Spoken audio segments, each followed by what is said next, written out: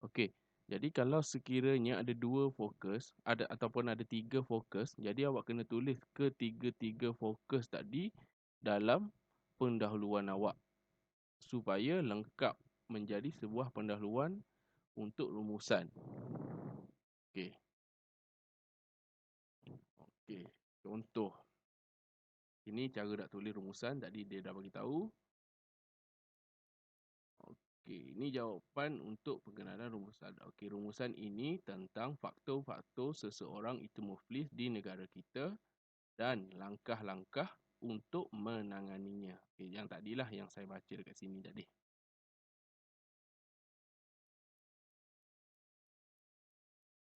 Okey, tak ada. Okey, terima kasih.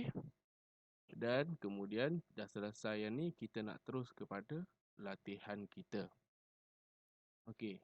Untuk latihan kita, kita tak buat lagi rumusan yang lengkap. Saya cuma minta awak keluarkan daripada bahan 1 dan bahan 2 ni, dia punya fokus, fokus 1 dan fokus 2. Okey, contoh awak baca dalam ni, awak kenal pasti. Yang pertama, teks ni dia nak cerita tentang apa. Okey, contohlah katakanlah ni bukan jawapan dia, katakanlah fokus yang pertama berkaitan dengan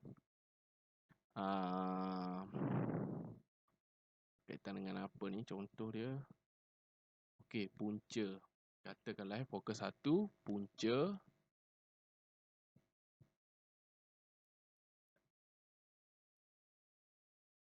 Punca sukan sepak takraw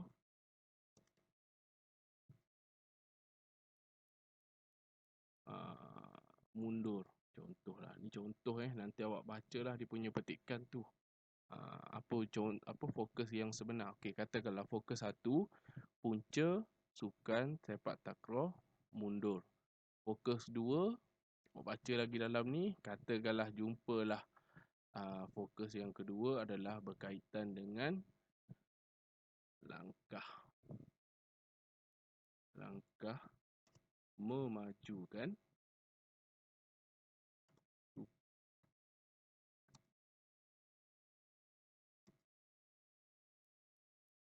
Okey, katakanlah fokus yang kedua, langkah ataupun cara memajukan sukan sepak takraw. Jadi, bila awak dah kenal pasti kedua-dua fokus ni, barulah awak tulis dia punya isi dia. Contoh, isi yang pertama dekat sini, saya carilah satu isi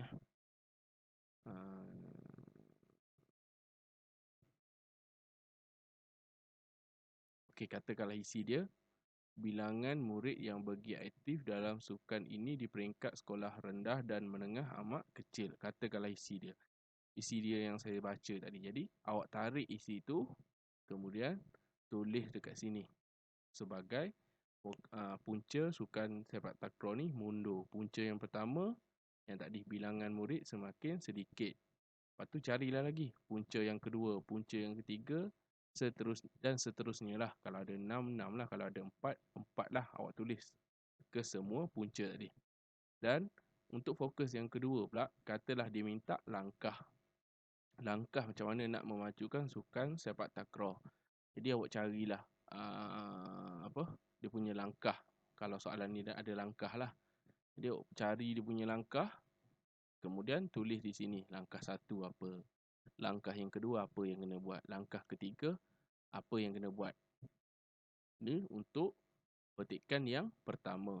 Untuk bahan yang kedua pula, ni kalau kita tengok kat sini, untuk bahan yang kedua, selesai tadi untuk petikan yang pertama, tengok pula untuk bahan yang kedua. Ni bahan 2, fokus 1 dan fokus 2. Okey, bahan yang kedua apa fokus dia? Kegemilangan sepak takraw negara perlu diangkat semula. Yang pertama, semangat juang. Yang kedua, berdisiplin dia bagi. Jadi, kita boleh kenal pasti daripada grafik ni, yang sebenarnya soalan ni minta ataupun fokusnya adalah katakanlah saya tak, awak cari sendirilah nanti. Katakanlah cara. Okey, jadi Kalau awak dah tulis kat sini cara, okey, tulis cara yang pertama apa. Cara yang kedua, apa pula. Kalau ada 2 cara lah, kalau ada 3 cara, 3 lah. Kalau ada 4, 4 lah. Okey, selesai awak keluarkan semua ni, tugas awak yang terakhir adalah buat satu pengenalan atau pendahuluan lengkap untuk rumusan ini.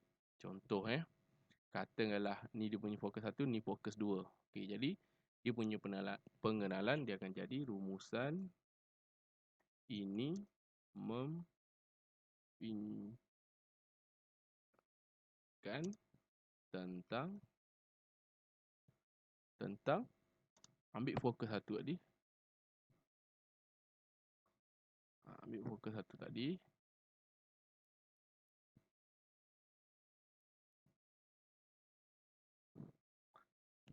Dan ambil pula fokus yang kedua.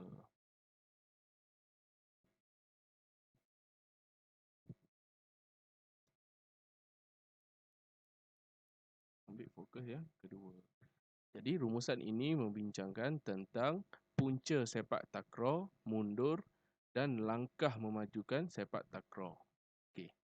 Jadi selesailah ataupun lengkaplah sebuah pendahuluan untuk rumusan.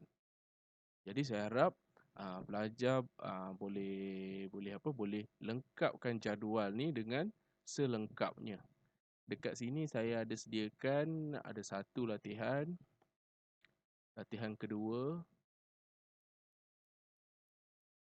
Okey, ada 2 latihan dekat sini. Saya ada letak 2 latihan. Tugasan awak adalah untuk lengkapkan jadual ni selengkapnya.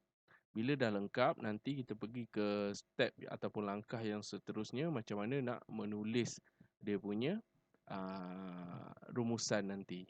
Okey.